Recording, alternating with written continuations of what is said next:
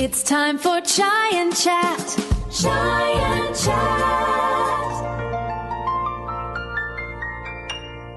Hi Sundari, how you doing? Hi Ranjit, I'm fine, thank you. How are you? Good, I'm keeping well, thank you. I'm really excited again because today we're going to be talking about travel and in particular airline travel. It's holiday season. We're recording this in June 2026 and a lot of people are thinking about holidays. I know I am. I don't know about you. Well, actually, Sundari, you're always on holiday. Every time I speak to you, you're always going somewhere or you're Oh planning my some holiday. goodness.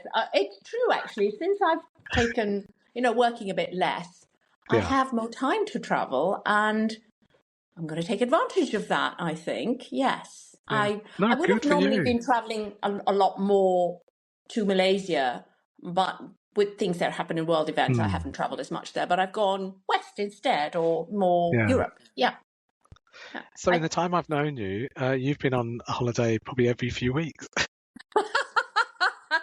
Oh, well, if you'd known me when I was a lot younger, I only went on a holiday once a year. And the children, we only went, somewhere local because Yeah. they played a lot of sport. So we spent a lot of the summers taking them to sporting events. So I'm making up for lost time, baby, as they say. Yeah. Well, today we're going to be talking about travel, and it's interesting because there's lots of things around travel. We're going to talk about the whole beginning, middle, and end of a journey, and sticking to sort of airline travel, aren't we? Yes, we are because Mm. we both because there's so many things to talk about airline travel. A Yeah. lot of people do travel on airlines, so hopefully they'll have funny stories to share as well. I mean, it's going to be a fun episode, isn't it? We're going to be laughing. Yeah. True. But you know what? Before we start, I'm just going to share this with you. I never used to like traveling, and it wasn't because I was scared of planes or anything like that. It was just the faff of it all. I thought it was a lot of stress and a lot of effort. And then it was a friend of mine who actually said to me, I said, Ranjit, why are you so like anti-traveling, flying and long haul in particular? And I said, and I explained the reasons why. And they said, it's lovely. It's the only time where you get to sit and read a book. So I just read a book from beginning to end. And it's true. I love it now. That's my favorite thing is actually the journey rather than the destination. So all the things on a journey which we're going to be talking about. With that in mind, so let's start with a poem. Right. I've chosen a poem. It's called Vacation. And it's called Vacation, as you can immediately gather that it's not called Holiday. So it's written by an American. So this poem has been written by a woman called Rita Dove. She's still around. I didn't know anything about her. Do you know what's lovely about us doing these episodes? Because you challenged me to a topic, and then I need to research what poem I'd like. And I came across this, and she was the U.S. Poet Laureate from 93 to 95, and she's also won the Pulitzer Prize for poetry. So there you go. I think she's quite academic and essayist and poet. I think a lot of poetry, it can be quite lyrical, but this one I think is a fun poem. So this poem was written in 1994, so I shall read it to you. Lovely. I love the hour before takeoff, that stretch of time, no home, but the grey vinyl seats linked like unfolding paper dolls. Soon we shall be summoned to the gate. Soon enough, there'll be the clumsy procedure of row numbers and perforated stubs. But for now, I can look at these ragtag nuclear families with their cooing and bickering, or the heeled bachelorette trying to ignore the baby's wail, and the baby's exhausted mother waiting to be called up early, while the athlete, one monstrous hand asleep on his duffel bag, listens, perched like a seal trained for the plunge.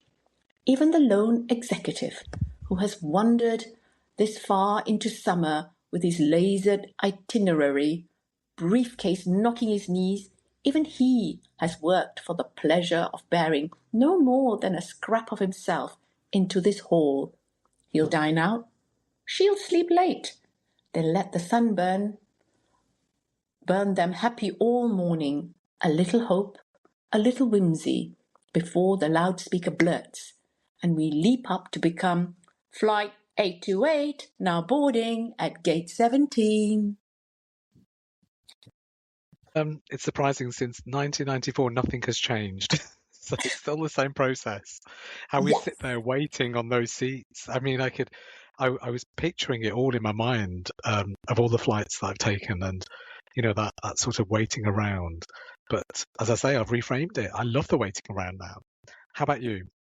Yes, I mean that's the one thing about this poem is it's the whole idea of waiting. Some people again can get very impatient and get quite anxious, but she's turned this whole thing into a prelude to the vacation or the holiday already. People watching, wondering Yeah, what they're going to be doing on their holidays, because everybody in that airport lounge has the same goal. They've all yeah, come there waiting to go somewhere else. It's just it's a kind of stopgap, the airport lounge, yeah, isn't it? So there are the people who are the types who want to get to the airport lounge very early, so they can yeah. sample all the duty free, the drinks, the food, and then there are the ones who want to just get there just on time so that they can leave. Which one are you, Ranjit? So I like to get there very early. I like to get through security, and as soon as I'm through security and my luggage is through, then I can relax. But I remember the reason why I found traveling so stressful, and it was because when we were younger, anytime anyone was flying, they were going back to India. It was always a very stressful time, and it was a very upsetting time. So in Asian families in the UK, there was this thing the night before where you'd have the suitcase, and uncles and relatives would be coming around going, "Oh, could you take this for Auntie so and so? Take this for Uncle," and but then it was all that sort of anxiety over people leaving, and it was a long journey back in those Hmm. days. So holidays were a stressful time. Wasn't really a holiday. It was more going to see family and those memories coming back up. But now holidays are Mhm. fun. It's, traveling to Europe, to Benidorm. And I was just going to ask you, Sundari, have you ever been to Benidorm? No, I've never been to We need to Benidorm. go. We need to go to Benidorm and do a show there. I think you would love it. Darling, do they serve champagne in Benidorm? Is They what I serve need to champagne, know. and it's so cheap as well. Oh, well, I'm a little bit suspect then. Oh, Yeah, it's oh, it's you it's just probably do make me Carver. laugh. I'm sorry. This whole episode is me going to be thinking of Benidorm, and I'm going to be just laughing the whole time. I mean, But my thing is about yeah, about getting to the airport. I vacillate between, if I'm with one of my mm, brothers, we have to get there about 5 hours beforehand yeah, because he's a little bit OCD, and I mm, say, "Oh, why are we getting there so early?" But once we're there, you can get your nails painted, you yeah, can have bubbles, you can go to all the shops. And then on the other hand, I've got these very groovy friends whom I went to Marrakesh with, yeah. three lovely girls, and they get there always on the nick of time. And then they still want to Oh, have the bubbles. And we're always the last ones that they're calling onto the plane. oh, And recently, when I was off to Dublin on my en route to New York, um, the time the boarding time, I got it confused with the time I got into Dublin, and I was thinking, oh, I've got an hour, 20 minutes, yeah, breakfast, this, and suddenly I did panic because thank goodness the time wasn't exactly the same, so I had to check, and I had this massive panic going, no, run, you're late. So it's that whole thing is if you're late for the plane, they'll get your luggage off. yeah. My brother was a whole day late for one of his flights. I've Oh, never quite done that. and he's the one that likes to get there early. I bet you remind him of that all the time. No, this is my other brother who Oh, is I've got three of them, so we're okay. all quite different. Oh, he actually turned up to the airport and they went, "Oh, sir, your flight left yesterday." Oh God, that's a She already nightmare. found out when he Well, turned up. I've got a couple of stories to share. One was about getting to the boarding gate. We were the last ones on. So Adrian and myself, we set our alarms in the morning. But you know what it's like? Both of us turned our alarms off, and then we just thought, oh, just one more minute, closing our eyes. Next minute, we can hear the taxi honking the horn outside. I hadn't had a shower, literally got my clothes on, threw myself out the door. By the way, I have a packing list and a checklist before we go. I have to make sure we go through this list. It's on a clipboard. Oh dear, Holidays the are so much taxi joy driver with. is tapping on his watch, Yeah, and see, holidays are so much joy with me, Sundari. Yeah, because I, um, I tend to, I just want to check everything. I was like, right, forget it. We're not bothering with the lights, the locks, everything. Just leave the house. And we were the last ones on the plane, and it was that one where people were clapping, when you're getting on the mm, plane. We had to do the walk of Oh, shame. But I had another one in India where I used to take a group of students to India every year, right. university students. So they were public health, medical students, nursing students, going to hospitals, health centres. And we used to go for a 2-week journey. And this one time, I left them in Delhi. They got the flight back, and I spent another week. So I went to the Punjab, seeing family, and I was getting a flight back from Amritsar. The time difference of the plane, because it starts off at Amritsar, then goes to Delhi, then to the UK. Well, in my head, I had the Delhi time. So on that morning, when my uncle's taking him to the airport, he goes, "Oh, let me see your ticket." I goes, "Uncle, I'm very good at flying. I know what's happening." And he goes, "Let me see your ticket." And I was like, "I'm not a child." Uh-oh. So anyway, he looked at my ticket. He goes, "Your flight is leaving in an hour." So we had to drive. Luckily, he drives very fast. It took an hour I to don't know get whether you from want to the. be announcing that. Yes, where he's terrible for driving. He's a very good driver, but this is the Punjab. They drive like that everywhere. So he drove from It's Ludhiana to mandatory. Amritsar. Yeah, and it took an hour to get there. We were so fast. But the interesting thing about my uncle is he knows everyone. So as we're driving, he's phoning up somebody at the airport. He's always chatting to people. And somebody at the airport who he knew, who worked on that flight, and he said, "Oh yes, this guy's coming. Can you just hold everything for him?"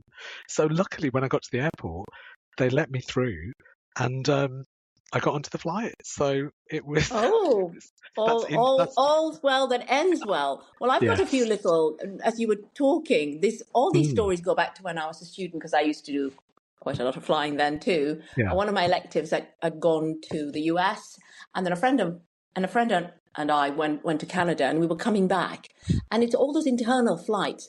They're a bit like what we call buses. They're not, you don't, you mm. just sort of queuing to try and get in, and pushing past each other so you can be the first on, and you actually got onto the plane, and then you bought your ticket on the plane. Oh So it was wow, very different. So you were trying to push our way in. So that was a little bit sort of stressful for me. A lot of the stress is always for when I was younger is before I fly. With the Malaysian mm, passport, you had to get a visa for most countries. Now Malaysia is on the very high up on the list of passports that you don't need visas for travel. mm. So it's a great passport to have. But getting a visa, so you had to go to the travel agent, ask them to apply for a visa for you, and then you hope your visa would stand up there. And then the other thing was booking the flight and what name you use, and Yeah, of course I have a very long name, no middle name. Do I put doctor? Do I put Ms.? Because I mm, keep my own name. So lots of different things because I've had doctor on my name mm. before. And I think maybe I'm just going ahead, but on the flight, you always think, if there's a medical emergency, if nobody puts their hand up, they're going to go down the list. Are you a Well, real doctor or are you a PhD doctor? I'm that's the a real doctor. that's the thing, because I have doctor on my title, but it's PhD. So I always worry, thinking, "Oh no, I hope they don't ask me," because I'll be like, I don't know, give them paracetamol. Oh, oh, I'm because joking. I'm joking. I wouldn't. we've ventured into this, how cleverly I've sort of Hmm. segued into that. I remember one of the flights that I was on, they wanted a doctor Hmm. and nobody was responding. So I did respond, Okay. and somebody else turned up, and as soon as he saw me there, he dashed off. This poor chap was having a fit, and Oh. they'd laid him on the floor. You know where the area where they do all their serving. They get all Yeah. their the serving area. He was Hmm. on the floor, and that's when you realize how noisy a plane is. Because Oh I yeah. was trying to do his blood pressure manually. I was trying to listen to his chest because they had all the equipment with Hmm. me. It was quite hard to do, and of course, it was one of these terribly posh airlines who obviously have got medical sort of connect Hmm. up somewhere else in Houston. So they went, Okay. Doctor, we've got Houston on the line. Would you like to speak to them? And I'm sorry, but I had to. I went, tell Houston we don't have a problem. The Even at very that famous. moment, you couldn't help yourself. I couldn't help my tell Houston we don't have a problem. So that was fun. Yeah. And whilst I was there, they came up and went, Doctor, we've got somebody else at the back who doesn't feel well. Oh, I said, oh, go on, man. And bring so them that was all fine. out. And then eventually Yeah. I went back to my seat to sit down. And there were all these ladies sat next to me, and then they found out I was a doctor, and before you know it, they were Yeah. all trying to get a consultation with me. So, Well, so this is the sometimes, thing. I'm the same with hairdressers and nail technicians, Sundari. If I oh, sat next to them, I'd be asking them for a consultation. I'm only joking. The thing is, I told you about my friend who I met on that cruise ship, and she yes, was a doctor, and she didn't tell anyone she was a doctor to begin with, yes, because for that very reason, because people will, everyone's got an ailment or something, and they want to yes, ask you. I know we were talking about dentists the other day. This is not on a show, but we were talking about those, and I said, I'm going to ask them about my dental issues, and you went, don't. And I went, I wouldn't really, but there's always things you want to ask people. So, yes. You see, but no, I think, I don't know whether I would, because I suppose I don't know that, yeah, the doctor thing. So I'm Ms. now, and I don't carry my stethoscope with me anymore. I used to. I think once they bumped me up into first class once. But I have been called many times. There's always emergencies where I'm around. And it isn't me causing the emergency, by the way.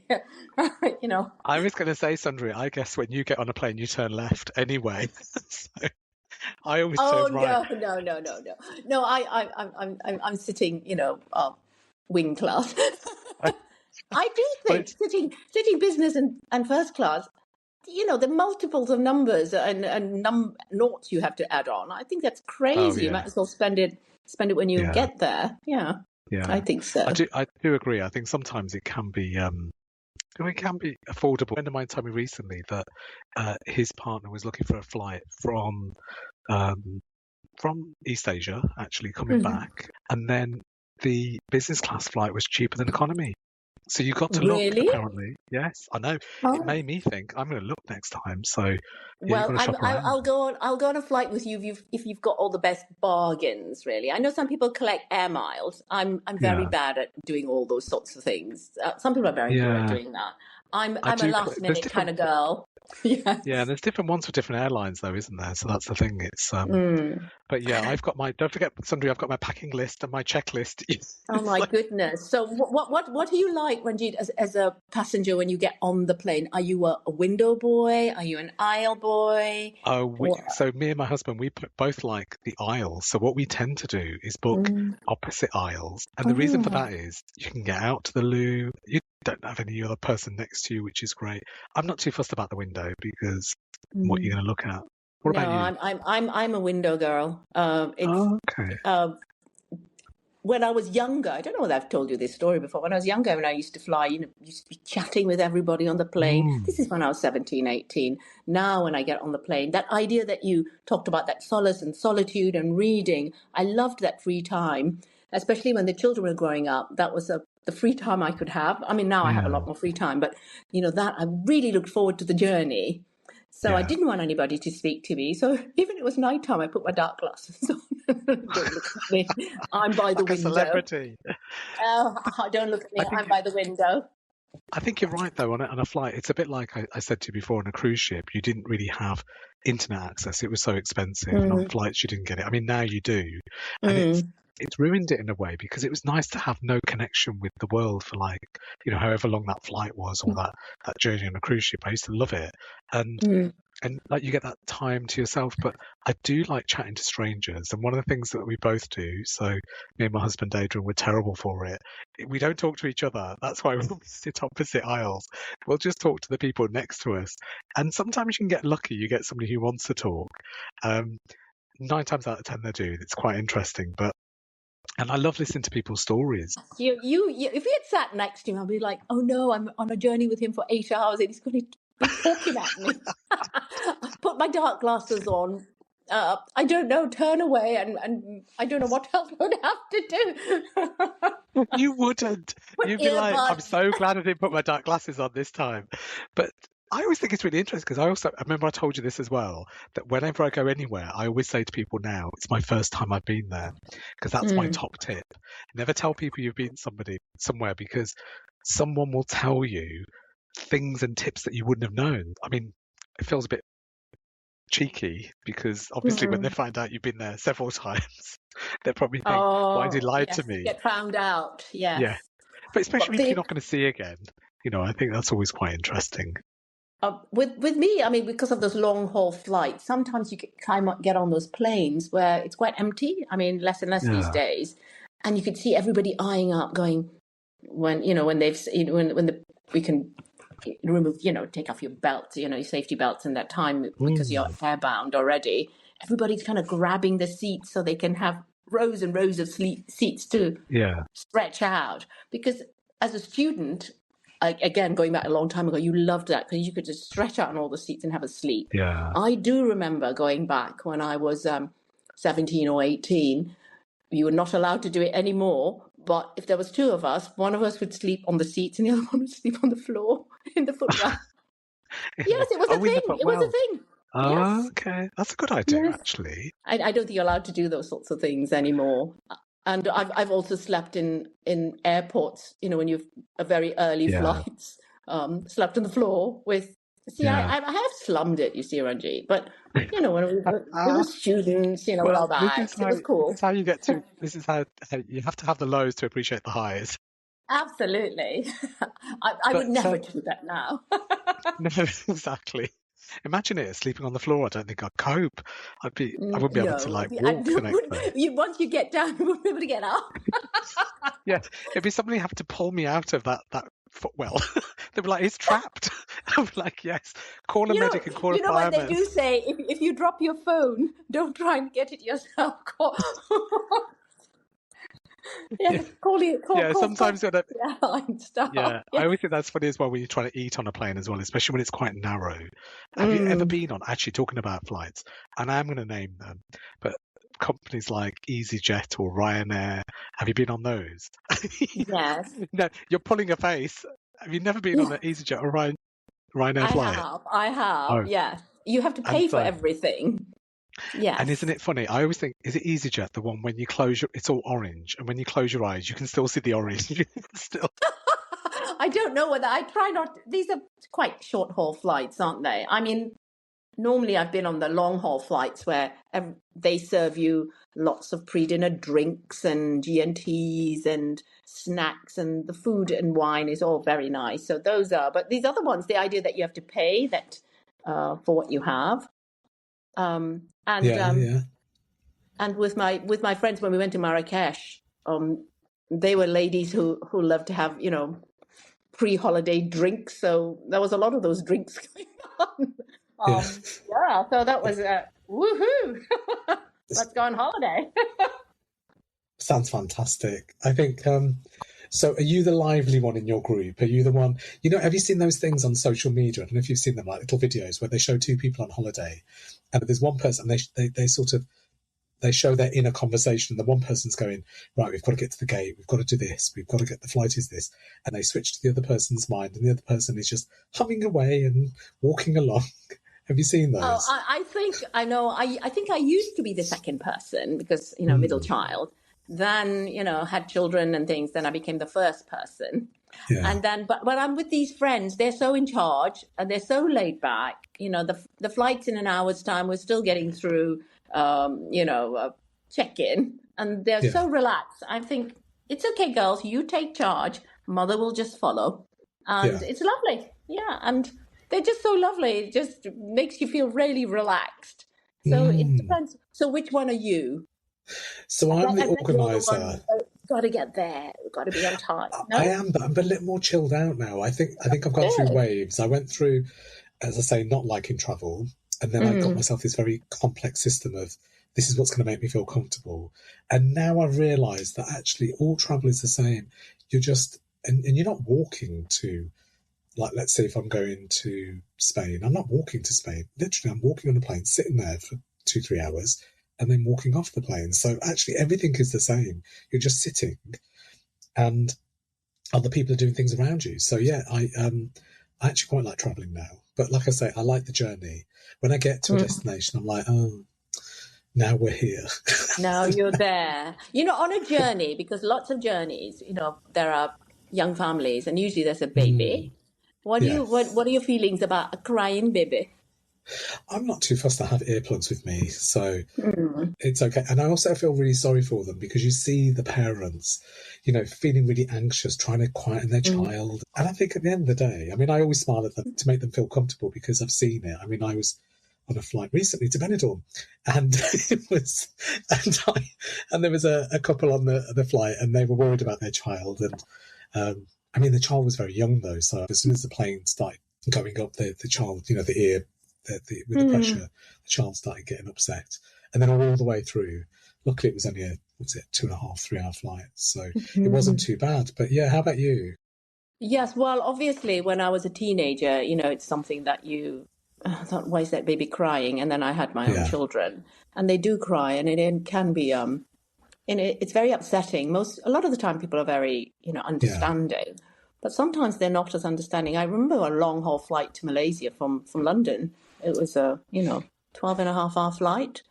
Gosh. And she didn't have a cot, or she didn't have her own seat. And she was just really, because of the time we were flying, it was really hard. And it was in those days that they had a cupboard at the end of the plane, I think, where they put jackets and things. I remember sitting in there with her. And those were the days when people smoked as well. So it was horrid. Yes.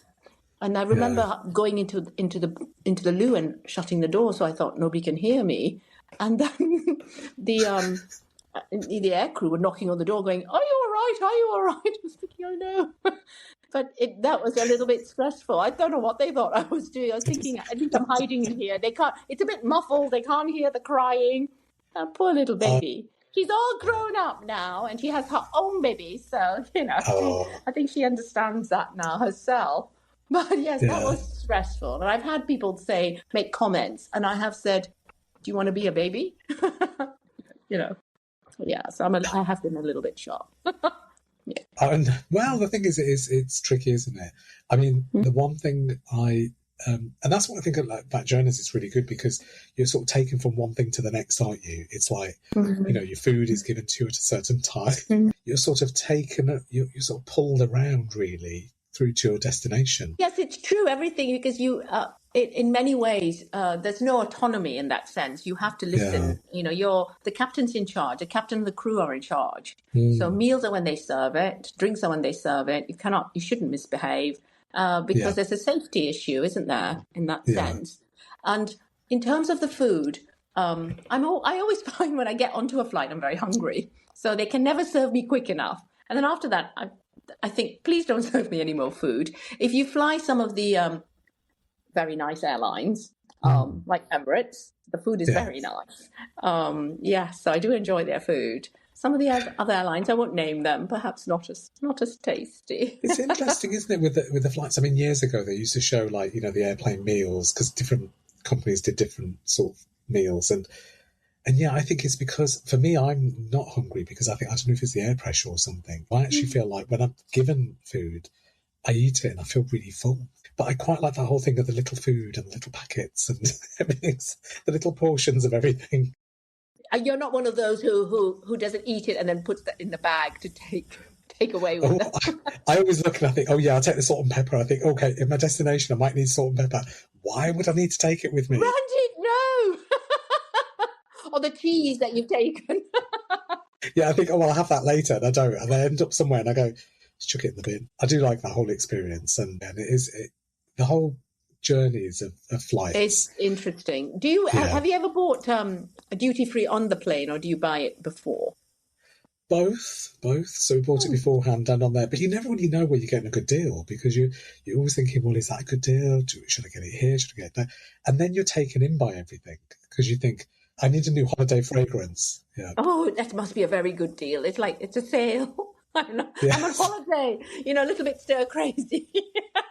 Bought everything, and you get to the other end, and why did I buy all that? Adrian's like that. So Adrian will buy new aftershave, and I'm looking at him going, "We've got 15 in the cupboard that we haven't opened. Why are you buying another one?" I'm giving him that look, but I can't say anything because everyone's listening. And I'm like, "Are you sure you need it?" And he'll go, "Yes, I've got the other 3, but I haven't got this one." Oh, it's very sweet. Mine's terrible when I'm in there and I'm going on holiday to Malaysia or somewhere warm. They have those shops, Accessorize or Monsoon. They've got all those lovely tropical things. And I've got about 100 pairs of sunglasses, but before you know it, I have another pair of sunglasses, another pair of sandals, a sarong. I'm going to Malaysia, but you're just in the holiday mood. You're just free and excited, I think. Yes. Yeah. And I think that's part of the holiday, isn't it? You want to get something new for your holiday and remember it as well. We've talked all about everything apart from when we get there. So what about when you get there? I mean, you mentioned something before we started this show, which I'm quite interested in. And I've written it down because I'm going to get some air tags. Air tags. I was introduced to air tags by my lovely niece because she's a Gen Z. So they've got all the equipment, baby, And so she travels a lot. So there are these little tags that you can match up with your phone and you just put it in your luggage. So you can follow your luggage everywhere. I'm surprised she hasn't, put a tag to mum and dad. But these things are fantastic. I think you can use them anywhere. They're just little tags, really. So, because the idea of losing your luggage, that's horrid, isn't it? When you get to the other end and think, is it going to come? When the belt goes, the luggage belt starts to go. Yeah. There's always a little flutter. Is that there is, and everyone stands there. Everyone's looking at each other, aren't they? Everyone's looking at each other going, I hope it's not me, I hope it's not me. I've been there where mine's been the last one off. Everything else, everyone's gone, and I'm getting more and more anxious. I'm getting sweaty. I'm getting like, oh my God, what am I going to do? But I've never had an experience where my luggage has been lost. My sisters have. But what about you? Have you ever had your luggage lost? I've been very lucky, touch wood. I have quick not. Touch wood, yes, quick. Yeah, we've both been lucky. Quickly, touch wood. And the idea is, also, in that belt, that rotatory belt, people get closer and closer to it. And, you can only go as close to get your bag out. And it's just interesting behavior. For example, the poem Vacation is she's, looking at behavior in the lounge. Yeah. Whereas for me, that's interesting behavior waiting for your luggage. Everybody wants to pull their bag out and, get really close to it. Yeah. And that's the thing, isn't it? It's like, have you had that experience where you look at the luggage going around and you go, is that mine? I'm not sure, because everything looks different. If you've been on a flight for a while, you look at it and you think, no, that's not mine. I've done it before where my case has actually gone past and then I've realised, oh, that is my case. So I've got little tags that I recognise. They're pink tags, so I know they're mine. Okay. And little things that I put on that I know are mine. So I used to have my dad's old scout tie tied to it. Then I took that off. I can't put daddy's scout tie on that. I'll keep that carefully. No, but just something different. Yeah. And yes, that's precious. And the idea that, can bags get damaged and all those sorts of things, really, that you're worrying about. Yeah, on the other end. Well, I use these stretchy luggage covers, and they're really good. Oh, so you're one of those with the luggage covers. I see them and think, where on earth did they get that from? Temu. And I'm thinking, why does it need to have a pair of underwear or it looks like it, doesn't it? Why does the bag need a baby grow? I just have plain black, and it's a stretchy material, so it's great because if your bag splits open, at least it keeps it in to some degree as well. It's actually quite good in that sense. Ranjit, all I can say is if your bag is opening, it's not a very good bag. Yeah, I think this. Well, I've just recently bought loads of suitcases. There was a special offer on, this thing about bargains. I was like, I've got to get them now. So was it a special sale at TK Maxx that you had to go to? It was so special. The thing is, we bought loads of suitcases. I was like, I've got to get them now because I'm not going to get them again. So in the other room, I've got